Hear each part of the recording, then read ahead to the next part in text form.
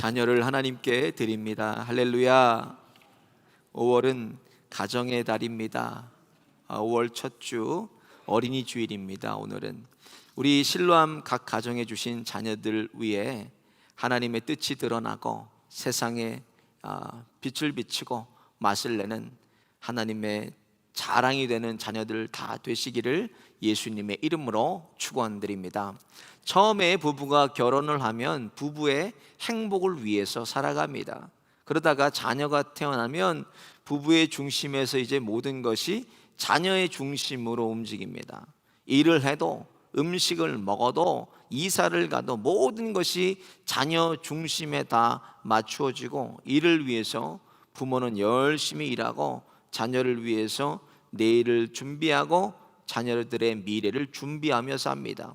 결국 자녀들이 잘 되는 것이 부모가 잘 되는 것이고, 자녀들이 잘못되는 것이 부모가 잘못되는 것입니다. 부모의 기쁨이 되고 감사가 되고, 또 자녀는 걱정이 되기도 하고 부모의 근심이 되기도 합니다. 모든 것이 자녀들에 의해서 좌우됨을 우리가 실감하며 살아가고 있습니다. 오늘 본문 말씀은 이스라엘 에브라임 지파에 속한 엘가나라는 사람이 두 부인이 있었습니다. 한나와 브닌나가 있었는데, 한나를 먼저 기록한 것으로 봐서는 한나가 큰 부인이었는데 자식을 낳지 못하니까 작은 부인 브닌나를 맞이한 것입니다. 그런데 작은 부인 브닌나가 자식을 낳으니까 자식을 낳지 못하는 한나를 격동하게 해서 그를 불편하게 합니다. 그럴 때마다 한나가 울고불고 먹지 않았다고 성경에 기록되어 있습니다. 그러니까 오늘 본문에 한나의 가장 큰 문제가 무엇이었나? 아이를 낳지 못하는 것이 그에게 가장 큰 문제였습니다. 8절 보니까 엘가나가 그를 위로합니다. 한나여, 어찌하여 울며 어찌하여 먹지 아니하며 어찌하여 그대의 마음이 슬프뇨? 내가 그대에게 10 아들보다 낫지 아니하느뇨? 그래요. 사람이요, 진심으로 남을 좀 위로한다는 게 참 어렵습니다. 남편이 무슨 말을 해도 한나에게는 이게 위로가 되지 않습니다. 한나의 심정에는 나에게는 10 남편보다 한 아들이 더 필요합니다, 이런 심정이에요. 아무도 한나를 위로하지 못하고 이 문제를 해결해 주지 못하니까 한나가 누구를 찾아갑니까? 하나님을 찾아갑니다. 모든 문제의 해결자가 되시고 전지전능하신 하나님을 찾아가요. 그래서 서원하는 것이 오늘 본문의 내용입니다. 11절 보니까 한나가 이렇게 서원합니다. 서원하여 가로되, 만군의 여호와여, 만일 주의 여종이 고통을 돌아보시고 나를 생각하시고 주의 여종을 잊지 아니하사 아들을 주시면 내가 그의 평생에 그를 여호와께 드리고 삭도를 그 머리에 대지 아니하겠나이다. 하나님께 바쳐진 나실인으로 우리 아들, 자신의 아들을 바치겠다는 그런 서원의 기도입니다. 하나님은 우리의 기도를요 반드시 들어주십니다. 어떻게 들어주시나? 보통 세 가지로 하나님이 응답하세요. 먼저는 그래, 내가 기도 들어줄게 하고 바로 하나님께서 들어주십니다. 두 번째로 좀 기다려라 하고 때를 기다리라고 응답을 주십니다. 세 번째로는 안 된다라고 응답을 주세요. 안 된다라고 응답을 주실 때 하나님은 왜 이것이 안 되는 것인지를 알고 깨닫게 해주십니다. 그러니까 모든 기도는 다 하나님이 응답하신다는 거예요. 이 한나의 기도를 보면 오늘 본문 뒤에 20절에 이렇게 하나님께서 응답하십니다. 한나가 잉태하고 때가 이름에 아들을 낳아 사무엘이라 이름하였으니 이는 내가 여호와께 그를 구하였다 함이더라.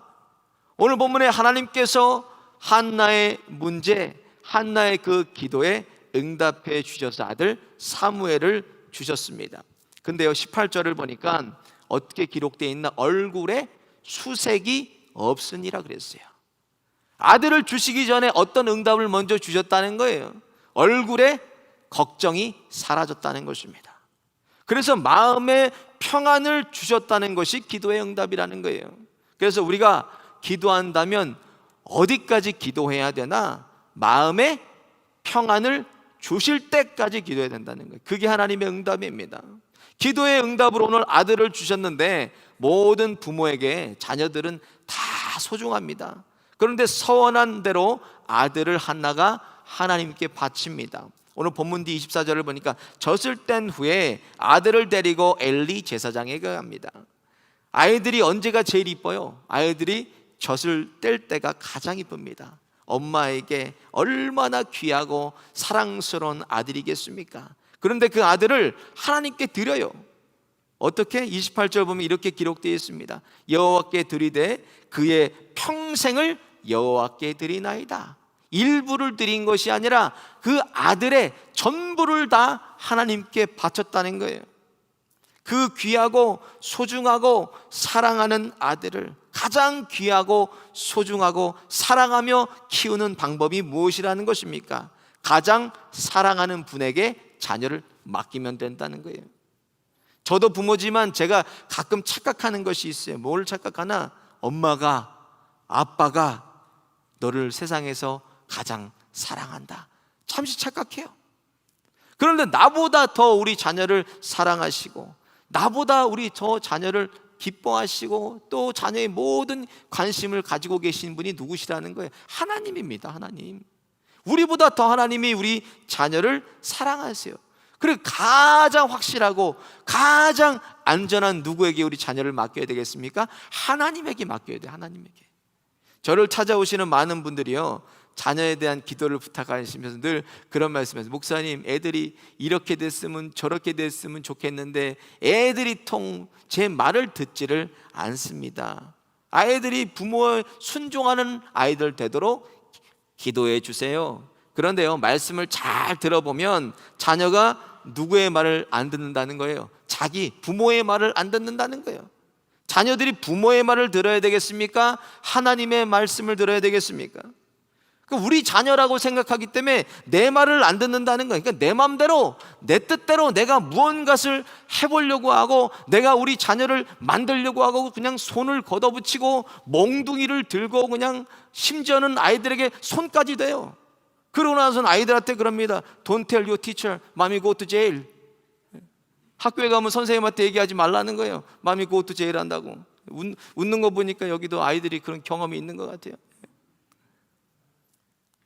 내가 자녀를 책임지고 내가 자녀를 위해 뭔가를 해주려고, 또 내가 뭔가 자녀에게 바라기 때문에 그렇습니다. 여러분, 하나님께서 그걸 보시고 뭐라 그러시겠어요? 얘가 네 자녀냐? 내 자녀야? 이 자녀는 내 자녀야. 내가 책임지고 내가 가르치고 이 자녀 내가 인도해. 하나님 그렇게 말씀하실 거예요. 그래서 늘 제가 말씀드려요. 집사님, 아이들이요, 그냥 하나님께 버리세요. 그래요. 버리세요. 하나님께 바치세요. 집사님이 놓으셔야 하나님이 자녀를 붙드십니다. 내가 붙들고 있으니까 내 자녀예요. 저를 한번 따라해 보겠습니다. 하나님께 자녀를 포기하자. 하나님께 자녀를 드리자.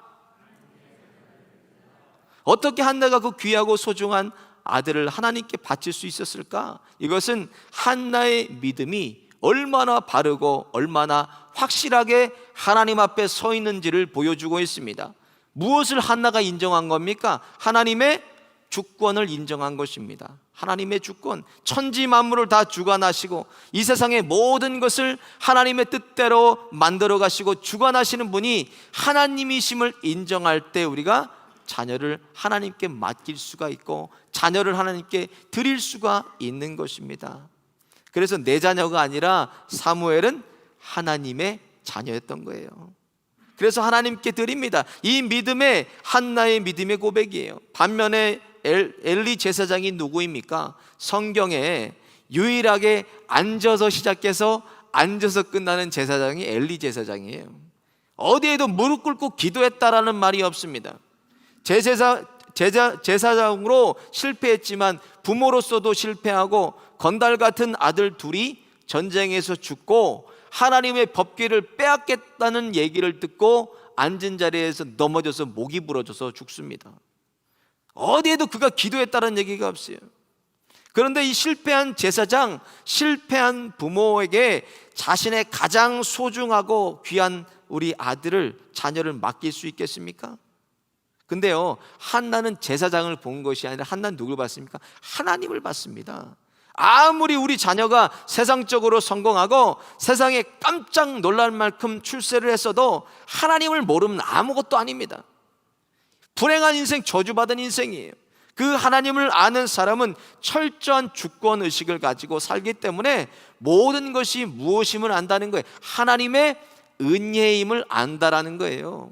하나님의 은혜입니다. 세상에서 이렇다 할 것도 없고 내세울 것도 없더라도 우리 자녀들의 주권의식을 가지고 하나님을 자녀들이 바로 알면 세상은 자녀를 알아줄지 아니할지라도 믿음으로 그가 성공한 자녀가 되는 것입니다. 믿음으로 성공한 것이 진짜 성공한 것입니다. 왜 그렇습니까? 이것은 영원한 것이기 때문에 그렇습니다. 우리 자녀가 그 영원한 것을 소유하도록 부모는 가르쳐야 합니다. 그런데 우리 자녀들은 부모를 그대로 보고 배운다는 것입니다. 사회학자들은 많게는 90%까지 부모의 인격과 성품과 습관과 언행까지도 자녀들에게 그대로 다 영향을 준다는 것입니다. 아빠는 안 그랬는데, 엄마는 안 그랬는데 너는 왜 그러냐? 오늘 본문 보면 그 실패한 엘리 제사장에게 사무엘을 맡겼더니 사무엘이 실패했습니까? 세상에서 가장 똑똑하고 유명하고 훌륭한 스승에게 자녀를 맡겼다고 우리 자녀가 잘 되는 것이 아닙니다. 또 우리 자녀의 성공이 보장되는 것도 아닙니다. 아무리 훌륭한 스승도 하나님을 모르면 그 자녀를 지옥으로 인도한다는 것입니다. 오늘 보면 28절에 그의 평생을 여호와께 드리나이다. 무슨 고백입니까? 모든 인생의 생사화복은 하나님께만 달려있다라는 거예요. 그 분명하고 확실한 믿음이 있었기 때문에 한나가 사무엘을 엘리 제사장 하나님께로 바칠 수가 있었던 것입니다. 창세기 22장에 보면 아브라함의 이야기가 있습니다. 100세에 낳은 그 귀한 아들을 하나님께서 지시한 산으로 가서 바치라 그랬어요. 그 아들이 아브라함에게 어떤 존재입니까? 100세에 난 하나님의 언약의 아들이 아브라함입니다. 그 아들을 드리면 하나님께서 언약을 파기하시는 거예요. 그런데 하나님께 아브라함은 묻지도 따지지도 않습니다. 여기에 중요한 그 믿음의 원리가 들어있어요. 내 자녀를 완전히 드릴 때가 우리 자녀를 살리는 길이고 하나님의 언약과 축복을 누리는 비결이라는 것입니다. 그래서 하나님께서 무엇하게 하십니까?